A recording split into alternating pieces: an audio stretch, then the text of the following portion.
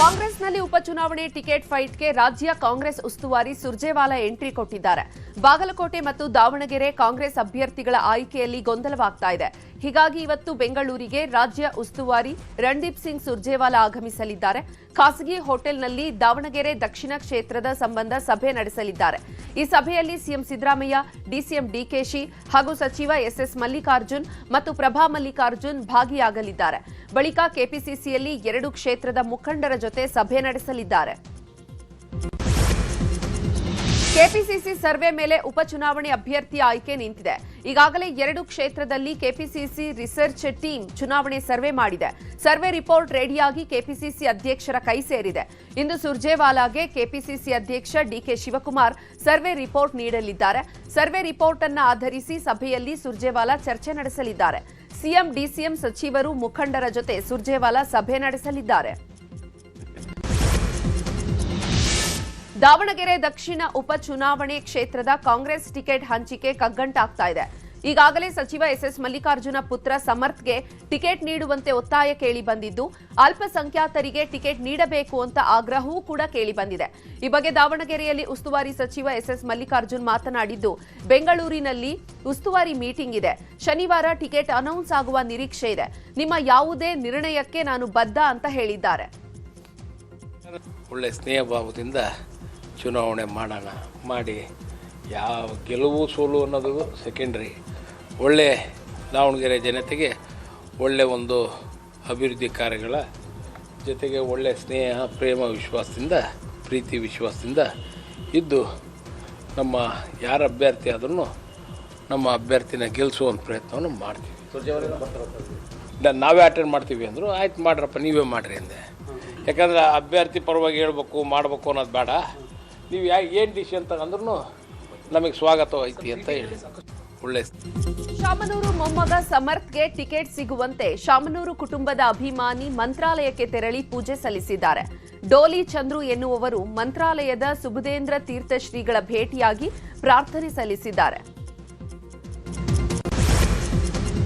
ದಾವಣಗೆರೆ ದಕ್ಷಿಣ BJP ticket ಆಕಾಂಕ್ಷಿಯಾಗಿದ್ದ ಅಜಯ್ ಕುಮಾರ್ಗೆ ಬಿಜೆಪಿ ಟಿಕೆಟ್ ತಪ್ಪಿದೆ. ಆಪ್ತನಿಗೆ ಟಿಕೆಟ್ ತಪ್ಪಿದ್ದಕ್ಕೆ ಮಾಜಿ ಸಚಿವ ಎಂಪಿ ರೇಣುಕಾಚಾರ್ಯ ಬೇಸರ ವ್ಯಕ್ತಪಡಿಸಿದ್ದಾರೆ. ದಾವಣಗೆರೆಯಲ್ಲಿ ಮಾತನಾಡಿದ ಅವರು, ನಾನು ಅಜಯ್ ಕುಮಾರ್ ಪರ ಟಿಕೆಟ್ ಕೇಳಿದ್ದು ನಿಜ. 2023ರಲ್ಲಿ ಸೋತಂತಹ ವ್ಯಕ್ತಿಗೆ ಮಾನವೀಯತೆಯ ದೃಷ್ಟಿಯಿಂದ ಟಿಕೆಟ್ ನೀಡಿ ಅಂತ ಹೇಳಿದೆ. ದೆಹಲಿಗೆ ಹೋಗಿ ನಾಯಕರನ್ನ ಭೇಟಿಯಾಗಿ ಮನವಿ ಮಾಡಿದ್ದೆ. ಆದರೆ ಶ್ರೀನಿವಾಸ್ಗೆ ಟಿಕೆಟ್ ನೀಡಿದ್ದಕ್ಕೆ ಅಸಮಾಧಾನ ಇಲ್ಲ. ಒಟ್ಟಾಗಿ ಕೂರಿಸಿ ಅವರಿಗೆ ಟಿಕೆಟ್ ಕೊಡ್ತೀವಿ ಅಂತ ಹೇಳಬೇಕಾಗಿತ್ತು. ಮನಸ್ಸಿಗೆ ನೋವಾಗಿದೆ. ಅಸಮಾಧಾನ ಇಲ್ಲ, ಬಂಡಾಯ ಇಲ್ಲ. ಬಿಜೆಪಿ ಗೆಲ್ಲುವುದು ಖಚಿತ ಅಂದಿದ್ದಾರೆ. 2 ದಿನಗಳ ದೆಹಲಿ ಪ್ರವಾಸದ ಬಳಿಕ ಜಲಸಂಪನ್ಮೂಲ ಸಚಿವ ಡಿಸಿಎಂ ಡಿಕೆ ಶಿವಕುಮಾರ್ ಬೆಂಗಳೂರಿಗೆ ವಾಪಸ್ಸಾಗಿದ್ದಾರೆ. ನೀರಾವರಿ ಇಲಾಖೆ ಸಭೆ ಬಗ್ಗೆ ಮಾತನಾಡಿದ ಅವರು, ರಾಜ್ಯದ ಸಂಸತ್ ಸದಸ್ಯರನ್ನ ಸಭೆಗೆ ಆಹ್ವಾನಿಸಿದ್ದೆವು. ಜನತಾದಳದವರನ್ನ ಬಿಟ್ಟು 24 ಜನರು ಬಂದಿದ್ರು. ರಾಜ್ಯದ ನೀರಾವರಿ ಸಚಿವ ಯೋಜನೆಗಳ ಪ್ರಸ್ತಾಪವನ್ನ ಮಾಡಿದಾಗ ಎಲ್ಲರೂ ಕೂಡ ಅಭಿಪ್ರಾಯವನ್ನ ತಿಳಿಸಿದ್ರು. ಸೋಮಣ್ಣ, ಪ್ರಹ್ಲಾದ್ ಜೋಶಿ ಕರೆ ಮಾಡಿ ಸರ್ವಪಕ್ಷ ನಿಯೋಗ ಹೋಗೋಣ ಅಂದಿದ್ದಾರೆ ಅಂತ ಹೇಳಿದ್ದಾರೆ. ಸರ್ಕಾರಿ ನೌಕರರ ವರ್ಗಾವಣೆಯಲ್ಲಿ ಸಿಎಂ ಹಸ್ತಕ್ಷೇಪಕ್ಕೆ ಹೈಕೋರ್ಟ್ ಆಕ್ಷೇಪ ವ್ಯಕ್ತಪಡಿಸಿದೆ. ಬೆಸ್ಕಾಂ ಎಇ ಚೇತನ್ ಎಸ್ ಎನ್ನುವವರು ಸಲ್ಲಿಸಿದ ಅರ್ಜಿ ವಿಚಾರಣೆ ಮಾಡಿದಂತಹ ಹೈಕೋರ್ಟ್ ದ್ವಿಸದಸ್ಯ ಪೀಠ ಸಿಎಂಗೆ ನೌಕರರ ವರ್ಗಾವಣೆಗಿಂತ ಮಾಡಬೇಕಾದ ಉತ್ತಮ ಕೆಲಸಗಳು ಇವೆ ಅಂತ ಅಭಿಪ್ರಾಯಪಟ್ಟಿದೆ. ವರ್ಗಾವಣೆ ವಿಚಾರ ಆಯಾ ಇಲಾಖೆಗೆ ಬಿಡಬೇಕು ಅಂತ ಆದೇಶ ನೀಡಿ ಆದೇಶದ ಪ್ರತಿಯನ್ನ ಸಿಎಂಗೆ ಕಳುಹಿಸಿ ಎಂದಿದೆ. 1ನೇ ತರಗತಿಗೆ ಸೇರಲು 6 ವರ್ಷ ಕಡ್ಡಾಯ ಮಾಡಿರುವುದನ್ನು ವಿರೋಧಿಸಿ ಮಕ್ಕಳ ಜೊತೆ 1 ದಿನದ ಪ್ರತಿಭಟನೆ ನಡೆಸಲು ಪೋಷಕರು ಪ್ಲಾನ್ ಮಾಡಿದ್ದಾರೆ. ಅಂತಿಮ ನಿರ್ಧಾರ ಸಿಎಂ ಅಂಗಳದಲ್ಲಿದ್ದು, ಸಿಎಂ ಯಾವುದೇ ನಿರ್ಧಾರವನ್ನು ಕೈಗೊಂಡ್ರೂ ನಾವು ಬದ್ಧ ಅಂತ ಶಿಕ್ಷಣ ಸಚಿವ ಮಧು ಬಂಗಾರಪ್ಪ ತಿಳಿಸಿದ್ದಾರೆ. ಹೀಗಾಗಿ ಫ್ರೀಡಂ ಪಾರ್ಕ್ನಲ್ಲಿ ಪ್ರತಿಭಟನೆ ಮಾಡಿ ಸಿಎಂ ಸಿದ್ದರಾಮಯ್ಯ ಗಮನ ಸೆಳೆಯಲು ಪೋಷಕರು ನಿರ್ಧರಿಸಿದ್ದಾರೆ. ಉತ್ತರ ಕನ್ನಡದಲ್ಲಿ ಅಕ್ರಮ ಗಾಂಜಾ ಮಾರಾಟಗಾರನ ಬಂಧನವಾಗಿದೆ. ಶಿರಸಿ ಹುಬ್ಬಳ್ಳಿ ಹೆದ್ದಾರಿಯಲ್ಲಿ ಪೊಲೀಸ್ ಕಾರ್ಯಾಚರಣೆಯನ್ನು ನಡೆಸಿ ಆರೋಪಿಯನ್ನ ವಶಕ್ಕೆ ಪಡೆದಿದ್ದಾರೆ. ಇಂದೋರ್ ಮೂಲದ ಅಕ್ಷರ ಮೌಲಾ ಸಾಬ್ ಸೈಯದ್ ಅಲಿಯನ್ನ ಪೊಲೀಸರು ಅರೆಸ್ಟ್ ಮಾಡಿದ್ದಾರೆ. ಮುಂಡಗೋಡದ ಕೆಎಸ್ಆರ್ಟಿಸಿ ಬಸ್ ಡಿಪೋ ಬಳಿ ಆರೋಪಿಯನ್ನ ಬಂಧಿಸಿದ್ದಾರೆ ಪೊಲೀಸರು. 184 ಗ್ರಾಂ ಗಾಂಜಾವನ್ನ ವಶಕ್ಕೆ ಪಡೆದಿದ್ದಾರೆ. ಹುಬ್ಬಳ್ಳಿಯಲ್ಲಿ ಭೀಕರ ಅಪಘಾತ ಸಂಭವಿಸಿದೆ. ಬೈಕ್ ಮತ್ತು ಕಾರಿನ ಮಧ್ಯೆ ಡೆಡ್ಲಿ ಆಕ್ಸಿಡೆಂಟ್ ಆಗಿದೆ. ಬಿಜೆಪಿ ಮುಖಂಡ ವೀರೇಶ್ ಸಂಗಳದ. ಚಾಮರಾಜನಗರ ಜಿಲ್ಲೆ ಮಲೆ ಮಹದೇಶ್ವರ ಬೆಟ್ಟದಲ್ಲಿ ಯುಗಾದಿ ರಥೋತ್ಸವ ವಿಜೃಂಭಣೆಯಿಂದ ನಡೆಯಿತು. ಸಾಲೂರು ಶ್ರೀಗಳು ರಥೋತ್ಸವಕ್ಕೆ ಚಾಲನೆ ನೀಡಿದ್ರು. ಸಹಸ್ರಾರು ಭಕ್ತರು ಮಾದಪ್ಪನ ತೇರು ಎಳೆದು ಜೈಕಾರ ಮೊಳಗಿಸಿದ್ರು.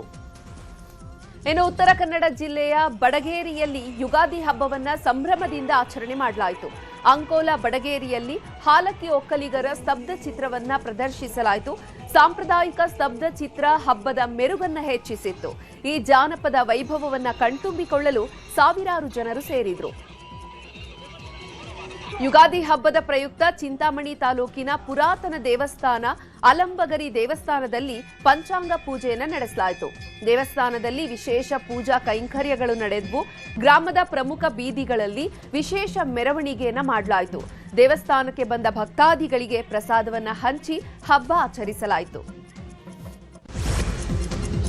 ನಟ ವಿಜಯ್ ಸ್ಥಾಪಿತ ಟಿವಿಕೆ ಪಕ್ಷ ಕರೂರಿನಲ್ಲಿ ನಡೆಸಿದಂತಹ ಚುನಾವಣಾ ರ್ಯಾಲಿಯ ವೇಳೆ 41 ಜನ ಸಾವನ್ನಪ್ಪಿದ್ರು.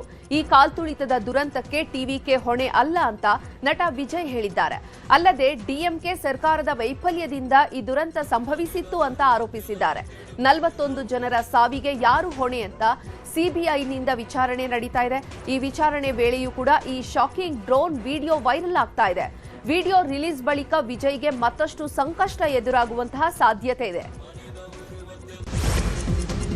ಅಸ್ಸಾಂ ವಿಧಾನಸಭಾ ಚುನಾವಣೆಗೆ ಕೆಲವೇ ದಿನಗಳು ಬಾಕಿ ಉಳಿದಿದೆ. ಹೀಗಾಗಿ ಭಾರತೀಯ ಜನತಾ ಪಕ್ಷ ಅಸ್ಸಾಂ ವಿಧಾನಸಭಾ ಚುನಾವಣೆಗೆ ತನ್ನ ಮೊದಲ ಅಭ್ಯರ್ಥಿಗಳ ಪಟ್ಟಿಯನ್ನ ಬಿಡುಗಡೆ ಮಾಡಿದೆ. ಮುಖ್ಯಮಂತ್ರಿ ಹಿಮಂತ್ ಬಿಸ್ವ ಶರ್ಮಾ ಹೆಸರು ಸೇರಿದಂತೆ 88 ಹೆಸರುಗಳನ್ನು ಘೋಷಣೆ ಮಾಡಲಾಗಿದೆ. ಅನುಭವ ಮತ್ತು ಸಾಂಸ್ಥಿಕ ಸಮತೋಲನವನ್ನ ಗಮನದಲ್ಲಿ ಇಟ್ಕೊಂಡು ಪಕ್ಷ ಹಲವಾರು ಮಾಜಿ ಸಂಸದರಿಗೆ ಟಿಕೆಟ್ ನೀಡಿದೆ. ನಿರ್ಮಾಪಕ ರಾಕ್ಲೈನ್ ವೆಂಕಟೇಶ್ ಅವರ ಮೊಮ್ಮಗ ಶಿವತೇಜ ವಿಶ್ವಮಟ್ಟದ ಸಾಧನೆ ಮಾಡಿದ್ದಾರೆ. ಮೆಗಾಮಿಂಗ್ಸ್ ರೂಬಿಕ್ಸ್ ಕ್ಯೂಬ್ ಅನ್ನ ಕೇವಲ 1 ಗಂಟೆ 26 ನಿಮಿಷದಲ್ಲಿ 255 ಸಲ ಬಿಡಿಸಿ ಹೊಸ ದಾಖಲೆ ನಿರ್ಮಿಸಿದ್ದಾರೆ. ಈ ಸಾಧನೆಯ ಮೂಲಕ ಇಂಡಿಯಾ ಬುಕ್ ಆಫ್ ರೆಕಾರ್ಡ್ಸ್ ಮತ್ತು ಏಷ್ಯಾ ಬುಕ್ ಆಫ್ ರೆಕಾರ್ಡ್ ಮತ್ತು ಇಂಟರ್ನ್ಯಾಷನಲ್ ಬುಕ್ ಆಫ್ ರೆಕಾರ್ಡ್ಗಳಲ್ಲಿ ಹೆಸರು ದಾಖಲಿಸಿ ತ್ರಿವಳಿ ದಾಖಲೆ ನಿರ್ಮಿಸಿದ್ದಾರೆ. ಬಾಹುಬಲಿ ದೇವಸೇನಾ ಮತ್ತೊಮ್ಮೆ ಸುದ್ದಿಯಲ್ಲಿದ್ದಾರೆ. ಅನುಷ್ಕಾ ಶೆಟ್ಟಿ ಮದುವೆ ಫಿಕ್ಸ್ ಆಗಿದೆ. ಬೆಂಗಳೂರು ಮೂಲದ ಉದ್ಯಮಿ ಜೊತೆ ಸಪ್ತಪದಿ ತುಳಿಯಲಿದ್ದಾರೆ ಅಂತ ಕೆಲವು ದಿನಗಳಿಂದ ಸುದ್ದಿ ಆಗ್ತಾ ಇತ್ತು. ಇದೀಗ ಎಲ್ಲದಕ್ಕೂ ಅನುಷ್ಕಾ ಶೆಟ್ಟಿ ಟೀಮ್ ಬ್ರೇಕ್ ಹಾಕಿದೆ. ಮದುವೆಯ ಕುರಿತ ಸುದ್ದಿಗಳೆಲ್ಲ ಕೇವಲ ರೂಮರ್ಸ್ ಅಷ್ಟೇ ಅಂತ ಸ್ಪಷ್ಟಪಡಿಸಿದೆ. ಕ್ರಿಕೆಟಿಗ ತಿಲಕ್ ವರ್ಮಾ ಪೆದ್ದಿ ಚಿತ್ರೀಕರಣದ ಸ್ಥಳಕ್ಕೆ ಭೇಟಿ ನೀಡಿದ್ದಾರೆ. ನಟ ರಾಮ್ ಚರಣ್ ಜೊತೆ ಒಂದಷ್ಟು ಸಮಯ ಕಳೆದಿದ್ದಾರೆ. ಈ ವೇಳೆ ಪೆದ್ದಿ ಸಿನಿಮಾದಲ್ಲಿ ತಾವು ಬಳಸಿದಂತಹ ಬ್ಯಾಟ್ ಅನ್ನ ತಿಲಕ್ ವರ್ಮಾಗೆ ಉಡುಗೊರೆಯಾಗಿ ರಾಮ್ ಚರಣ್ ನೀಡಿದ್ದಾರೆ. ಹಾಗೆ ತಿಲಕ್ ವರ್ಮಾ ಸಾಧನೆಯನ್ನ ಕೊಂಡಾಡಿದ್ದಾರೆ.